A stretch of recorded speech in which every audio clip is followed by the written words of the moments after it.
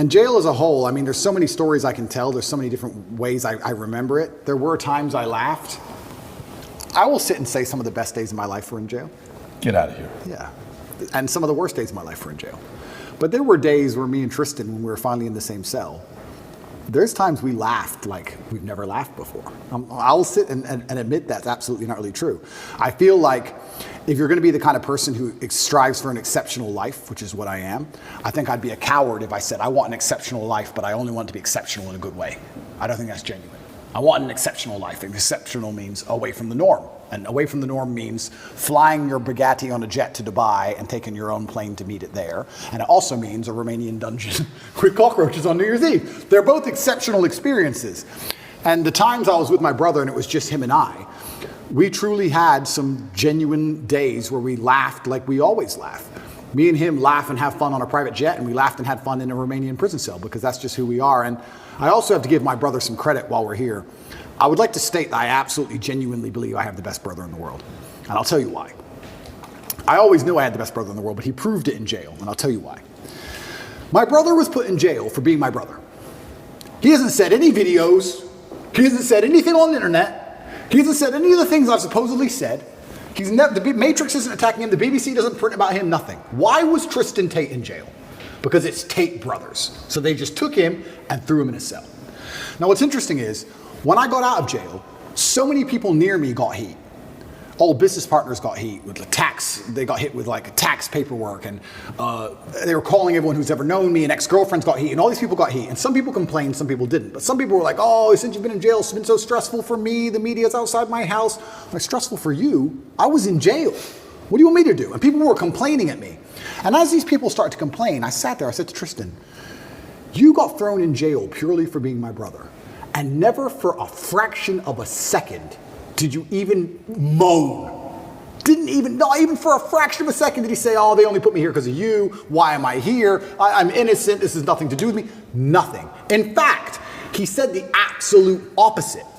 He said, I am so glad I went to jail with you. I would be furious if they sent you here by yourself. If they're going to lock you up, they better lock me up. And there was a time, about 2 months in, because there's less media pressure on Tristan, they were talking about releasing Tristan first. And he was saying, no, I won't leave without Andrew. Going down with the ship. I won't. Okay, now check it out. It's your boy with Drake. Now, jail is a very horrible thing. It's very horrible in jail, terrible environment to be in. But this guy found a way to see the positive of being in jail. He said he was doing push-ups every day, working out, making sure his life is straight. Tristan also went to jail for just being Andrew Tate's brother because it's not as controversial.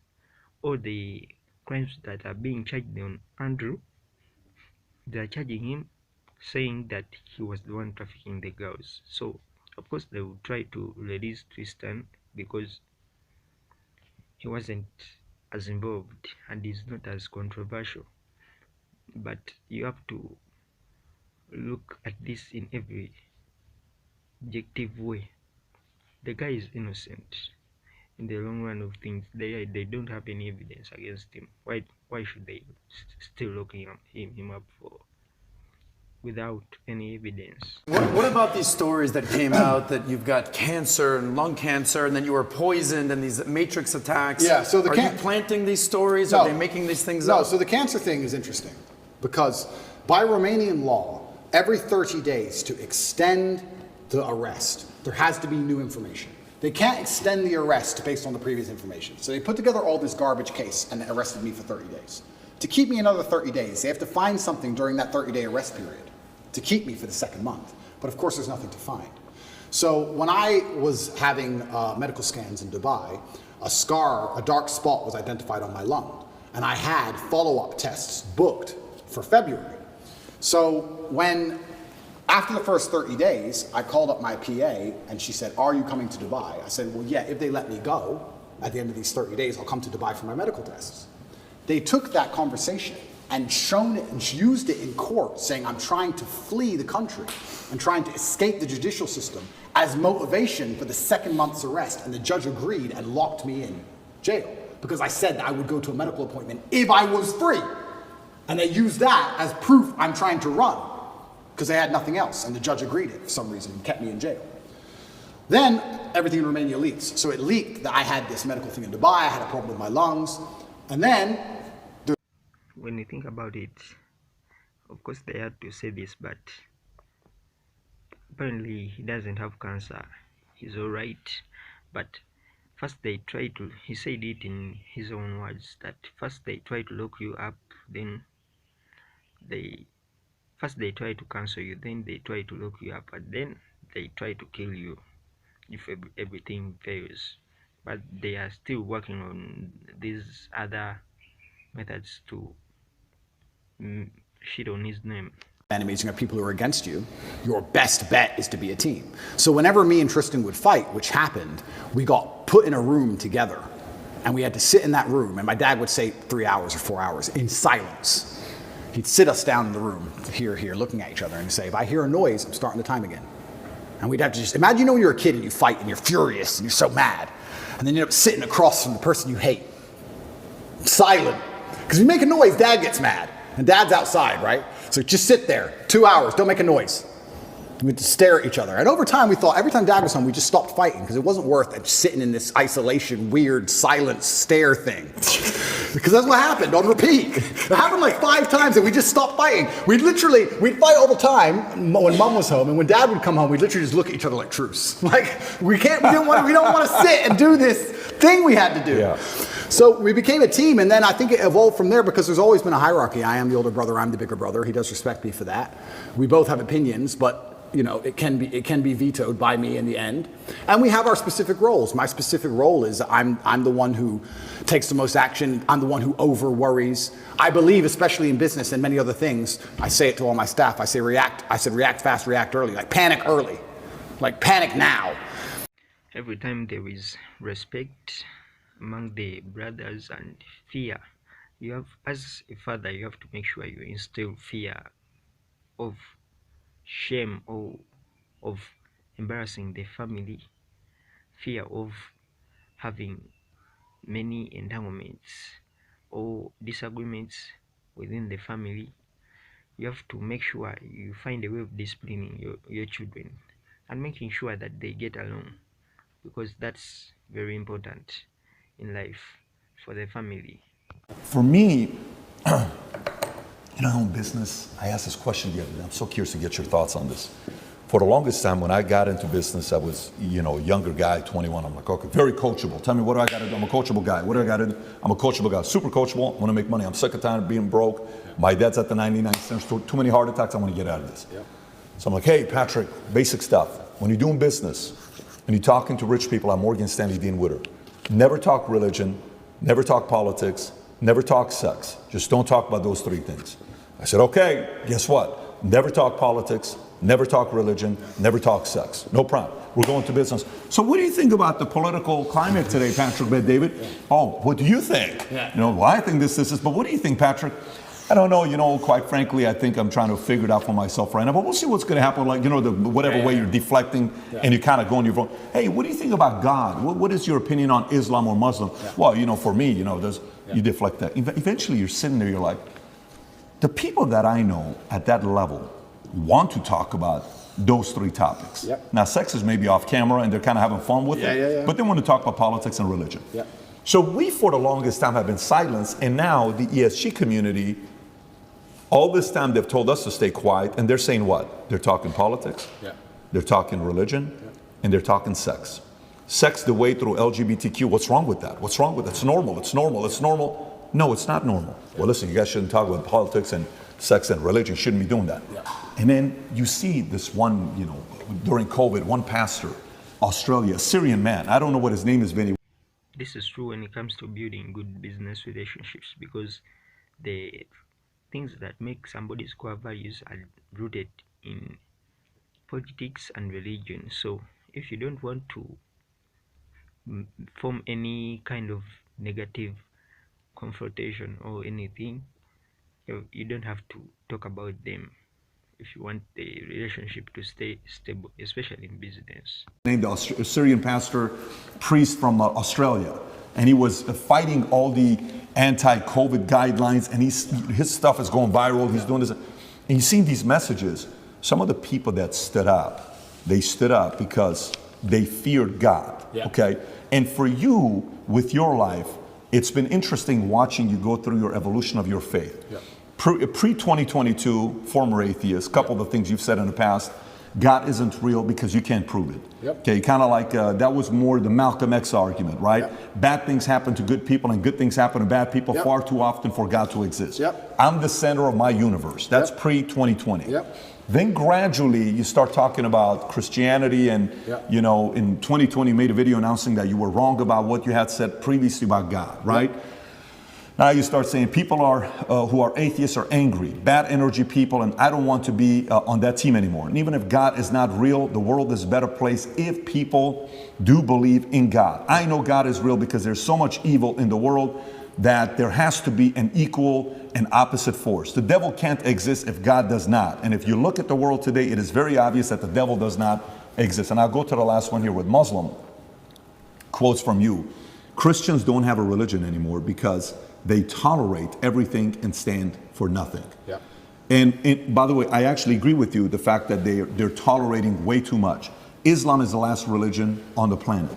God is something to be feared, respected, and to prove yourself to, which means you got to earn his right. Yeah. It's hey, I want to earn your right and your respect, right? How did you go, if you don't mind talking about your own evolution? Because us as men, if you knew me at 25 years old, you probably would have liked to party with me. I was a selfish guy. I was a guy. First and foremost, Christ is King.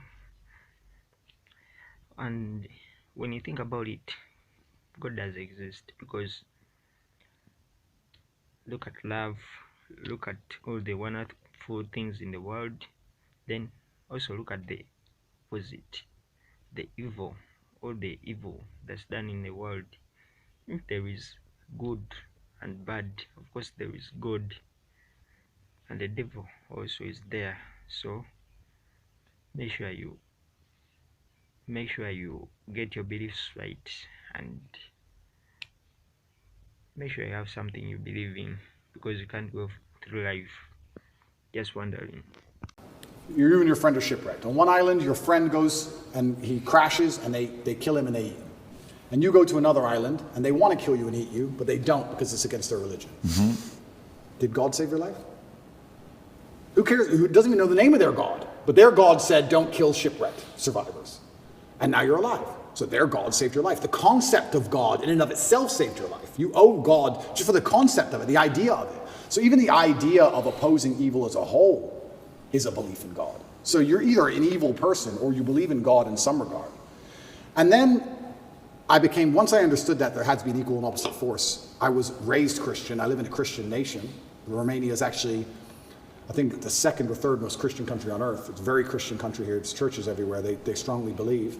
And that's where I began my journey. But I always had a very healthy respect for Islam, because I understand that to a degree, to have a religion at all, you have to have an intolerance to a degree. Because without an intolerance, you don't have rules. You don't have laws. You don't have any, like you said, you have to earn God's respect. If you're a religion which is tolerant of everything, then you don't have to earn God's respect. You can be a bad person and do bad things. God loves me, so it's fine. Well, no, it's not, because that's not the point of the religion. So then you extrapolate that out, and I was sitting and thinking, well, what's the primary function of a religion? And the primary function of a religion... Even the concept of God in itself is just the concept of God in itself is important to ensure the running and proper maintaining of society in general. Imagine if religion was not there. Religion is very crucial to running society. So it has helped shape the morals and beliefs in the world today, all the triumphs because of religion. Get up off their ass and complain. In fact, I saw on Twitter yesterday, one of the churches was lit up in rainbow. I have nothing against gay people. I don't care. And that's actually another point I want to make into about this thing. I think most people don't care, and I think that bothers them.